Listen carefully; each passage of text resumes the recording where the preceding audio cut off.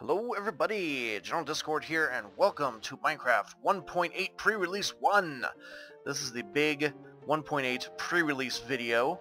I'm going to quickly showcase many of the new additions to the game. Some of the things I'm not going to go over, like the world border, because I don't really care about putting world border in here to show you. That's easy, you can find videos like that anywhere. Bunch of commands and stuff like that, bunch of changes to the way that blocks are rendered. I mean, look at how quickly it loads. The world loads so quickly now. You can't see it because it's already loaded too quickly. It's amazing. It's beautiful. It only renders the blocks you see, too. It makes it so much faster. So anyway, pre-release 1.8, let's go inside this temple here, the Ocean Monument, and take a look at all the lovely things inside. And oh, look at this. Look at this. All these guardians just swimming around on top being jerks. I customized this place myself. Pretty beautiful if I do say so. Lovely. You too could customize your ocean monument this way, if you like, in 1.8. Let's take a look at some of the changes that have been introduced in 1.8. First of all, of course, these ocean monuments. They are huge, by far the largest generated structure in the game, other than, you know, strongholds and nether strongholds, stuff like that. They are like a maze. You can find treasure inside. The treasure room is right over this way in this monument. It's 8 blocks of gold right in the center. And if you hear that staticky noise, that's the sound that the guardians make when they kill squid. They do not like squid. You can also find rooms with sponge in them. That's not one of the rooms right there. You actually find little rooms where clusters of sponge are hanging off the ceiling. But let's look at the blocks that have been added right here. I'll go over some of these pretty quickly here since I've covered them in previous snapshot videos. First of all, we got some new stone types, granite and polished granite. See the crafting recipes in here. A diorite and nether quartz make granite. 4 granite make polished granite. Then you have diorite and polished diorite. 2 nether quartz and 2 cobblestone makes 2 diorite. And 4 diorite makes 4 polished diorite. And then you have andesite and polished andesite. Diorite and cobblestone makes 2 andesite. 4 andesite makes 4 polished andesite.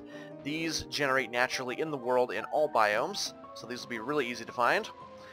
Next, something that generates only in mesa biomes, red sandstone, and you have all the different variants too. You have red sandstone slabs, chiseled red sandstone stairs, and smooth red sandstone. And they're all craftable, yes indeed.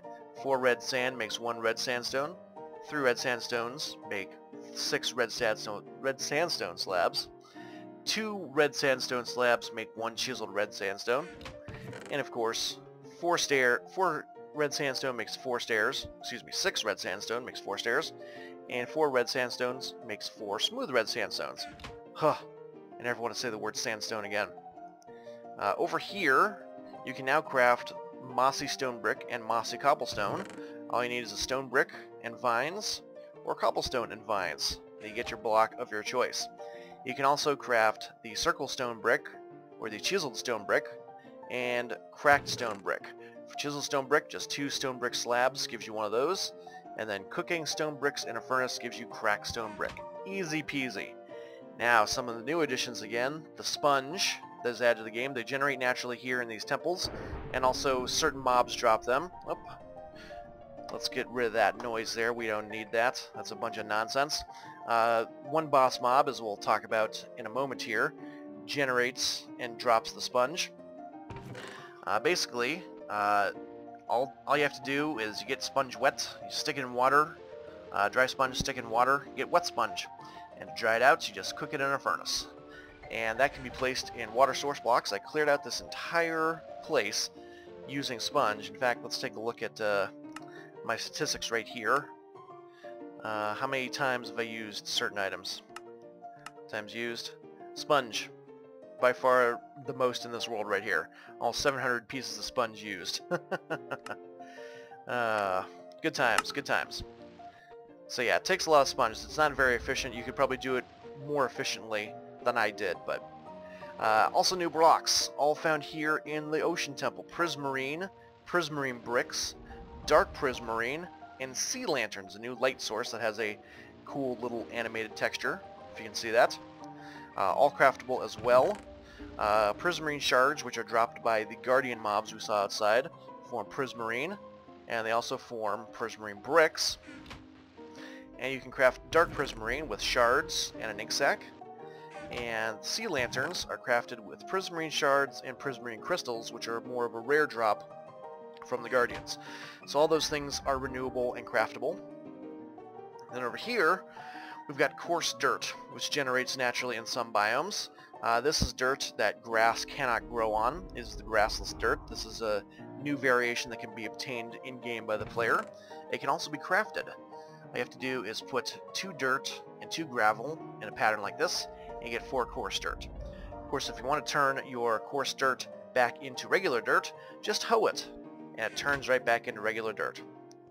Then, of course, we have the slime blocks. Bouncy, pushy, sticky slime blocks. 9 slime balls makes the slime block, blah, and that's easy peasy. Now comes some more fun decoration stuff that I haven't yet covered in a video. They introduced fence gates, and doors for every type of wood in the game. So exciting.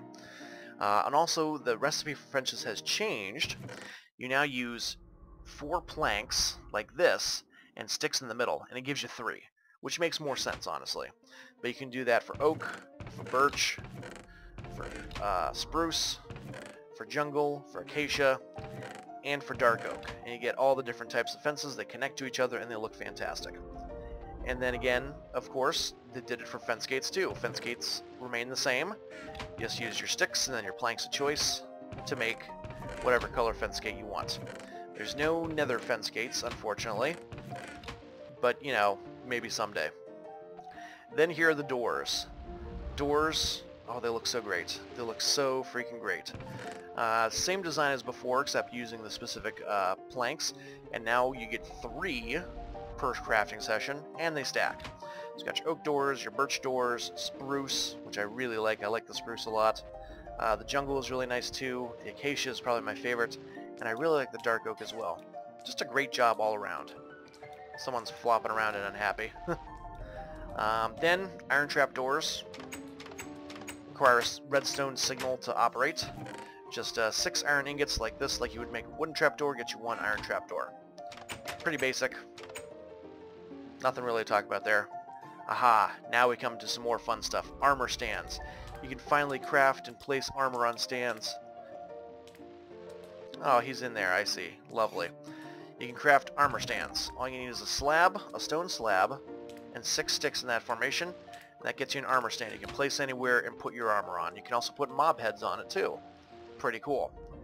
And then, of course, the banners. I'm not going to show you how to craft all the banners, really, because there's too many. According to the Minecraft Wiki, there's over a quadrillion combinations, possible combinations and designs. That's a 1 followed by 12 zeros, in case you're wondering. That's a lot of combinations. These are just some examples of banners. To craft them, you use 4 or 6 wool and a stick, like you were making a sign, and it gives you banners. You can do this with any color of wool, and you can use all sorts of different things to change the colors. You can use dyes, you can use wither skeleton heads, you can use creeper heads, flowers to make all these sorts of different designs. It's pretty cool. Bringing us on now to some of the mobs. We've got rabbits now. Look at these guys. They're so cute. Oops, I opened a chest. Look at the little rabbits. They're so adorable. You cannot breed rabbits, or you cannot tame rabbits anymore, but you can breed them. They drop raw rabbit when you kill them. Sometimes they drop rabbit hide, which can be crafted into leather. And they will rarely drop rabbit's feet, which you use in a potion of leaping, which, by the way, I did not set out here because I forgot it. I'm so sorry. I'm so sorry. Jump. Jump. Jump. You don't jump very high, but it's pretty fun. You can also get cooked rabbits, and then rabbit stew, which is the most complicated and filling food item in the game. You need cooked rabbit, a mushroom, a carrot, a baked potato, and a bowl to make your rabbit stew. But it's very filling. Then, of course, you added mutton. Raw mutton, cooked mutton drops from sheeps now. Well, cooked mutton doesn't unless you hit them with a fire aspect sword. There's also the new enemies in the game. The Guardians, for example, this little guy flopping around like this. That's enough of you. Go over there. And then this guy over here, the Endermite, which really doesn't do anything at all. Just kind of sits there, uselessly. Yay, useless things. And then, of course, Prismarine Shards, Prismarine Crystals. Mob Heads. You can now obtain all the Mob Heads in-game. Skeleton Head, Zombie Head, and Creeper Heads. You can legitimately obtain them in-game. The way to get those is you need a charged Creeper to explode and kill one of these mobs, and it will drop their head. Very dangerous, very difficult. Not easy to accomplish that sort of thing, so that's why they're so rare, which is a great idea. And now, coming to the last of it right here, we've already looked at the Guardians. In here, we've got the Elder Guardian, the new boss mob. If you can see him in there, let's go take a look. Blah, blah, blah, blah. Drowning. I named him so he wouldn't despawn on me. But here he is. He's just like a bigger version of the Guardians right here. They're fairly easy to kill if you've got enough protection and enough enchantments. I'm in creative mode right now, so he's not attacking. But they deal a heavy blow. They deal a heavy damage if you're not careful. All you gotta do is just kind of smack them around with your sword a little bit, and they die, and they drop a piece of sponge. And these guys will drop fish and shards, and sometimes ink sacs. Good times. And then finally, my favorite new mob addition of the game, the Killer Rabbit of Carbanag. He is sinister, he is evil, and he will kill you in one go. Well, not quite one go, in 2 goes, but it's a reference to Monty Python, the Holy Grail. I did a big thing about him in the rabbit video that I did a while ago, but I just think it's such a great little Easter egg addition. Haha, Easter egg rabbits, haha. Hilarious, Discord, so funny. So there you have it, folks. That's the basics you need to get ready for 1.8. I think the release date, the official release date Mojang is aiming for is Tuesday, September 2nd. Yay, just after Labor Day weekend when I have to go back to work after a long weekend. Thanks, Mojang. Bunch of jerks making an awesome game for free updates. Anyway, that's going to do it for this 1.8. Of course, there are many other changes. I'm going to put a link in the description once again to the websites that show you how to make banners and all the different generations and possibilities for those. I'll leave a link in those because, like I said, it's a quadrillion combinations. It's too many for anyone to try and do themselves. But yeah, that's going to do it. Hopefully you guys enjoyed this pre-release video right here. 1.8 is right around the corner. They're getting ready for that. So bring it on. Thanks for watching, guys, and I will see you next time. Bye-bye.